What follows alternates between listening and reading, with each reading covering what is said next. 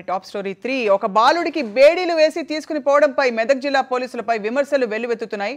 ఆందోళన మండలం జోగిపేట బస్టాండ్లో ఒక బస్సులో కానిస్టేబుల్ ఒక బాలుడికి బేడీలు వేసి సంగారెడ్డి కోర్టు నుంచి నిజామాబాద్ జువెనైల్ హోంకు తరలించారు.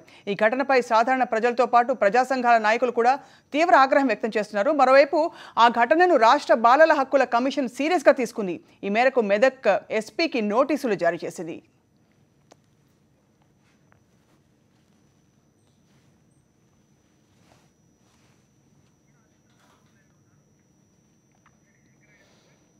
రైట్ 10 సంవత్సరాలు కూడా నిండని బాలుడికి బేడీలా బాలల హక్కుల కమిషన్ సభ్యులు అచ్యుతరావు గారు ప్రస్తుతం ఫోన్ లైన్లో సిద్ధంగా ఉన్నారు. అచ్యుతరావు గారు నమస్కారం. మీరు చూస్తున్నారు దృశ్యాలు టీవీలో, మీ ఈ విషయం మీ దాకా వచ్చింది. మీరేమనుకుంటున్నారు, దీని గురించి ఏ చర్యలు తీసుకోబోతున్నారు?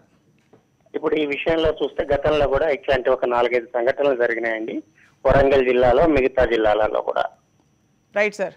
అయితే ఈ పిల్లల విషయానికి వస్తే పిల్లల దగ్గరికి పోలీసులు కనీసం యూనిఫామ్ తో కూడా వెళ్ళడానికి లేదు. పిల్లల హక్కుల గురించి మాట్లాడితే అట్లాంటి పిల్లల హక్కులను కాలరాయడం, వాళ్లను బేడీలేసి వాళ్లను కోర్టులకు తీసుకెళ్లడం, కోర్టు నుంచి మళ్ళీ హోంలకు తీసుకురావడం, ఈ రోజు ఘటన తీసుకుంటే ఇదంతా కూడా పోలీసులు మమ్మల్ని ఎవ్వరు ఏమీ చేయలేరు అనే ఒక భరోసాతో చేసినట్టు కనిపిస్తుంది. ఎందుకంటే ఇంతవరకు జిల్లా ఉన్నతాధికారుల దగ్గర నుంచి పశ్చాత్తాపం గాని, ఎవరి మీదనన్నా చర్యలు తీసుకుంటున్నట్టు కానీ, చర్యలు తీసుకుంటామని ఒక హామీ కానీ ప్రజలకు రాలేదు.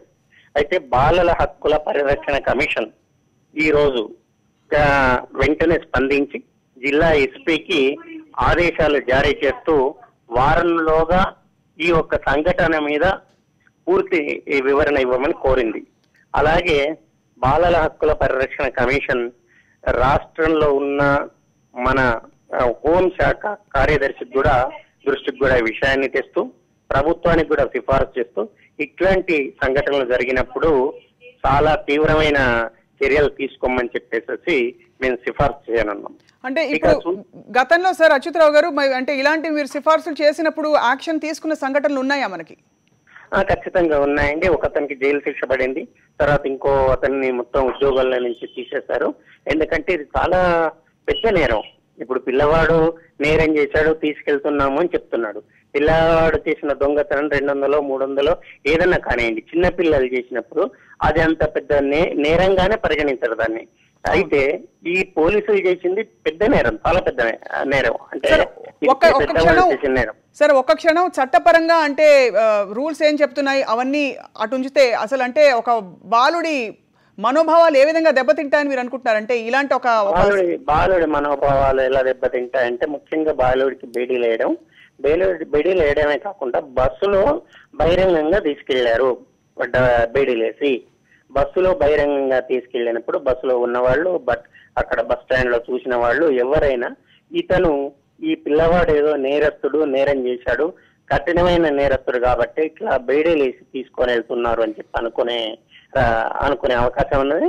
అంతేకాకుండా ఆ పిల్లవాడి మనసు మీద పెద్ద ప్రభావం చూపేసి ఆ పిల్లవాడు గతంలో సంస్కరణ అంతబడ కాకుండా సంస్కరణ లేకుండా పెద్ద నేరస్తుడయ్యే ప్రమాదం కూడా ఉంటుంది.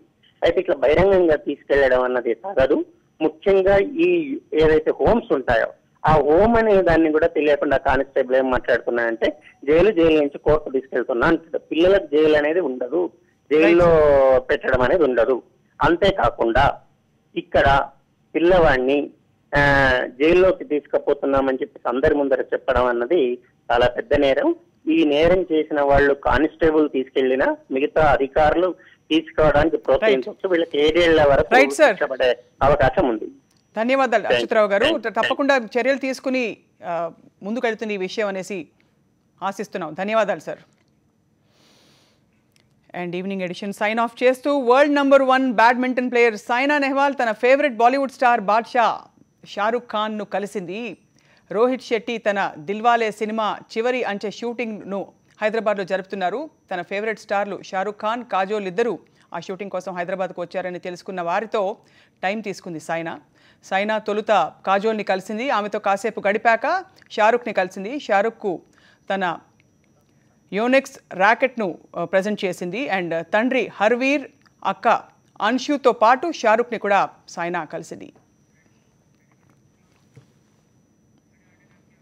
సో ఇది వాటి ఈవినింగ్ ఎడిషన్. టాప్ స్టోరీస్ చూశారు, విశేషాలు చూశారు. మరి కాసేపట్లో 7 గంటల వార్తా ప్రసారం ఉంటుంది. ఆ తర్వాత 7:30కు ఆవకాయ బిర్యానీ, 8 గంటలకు మా prime time discussion fourth estate కొనసాగుతుంది.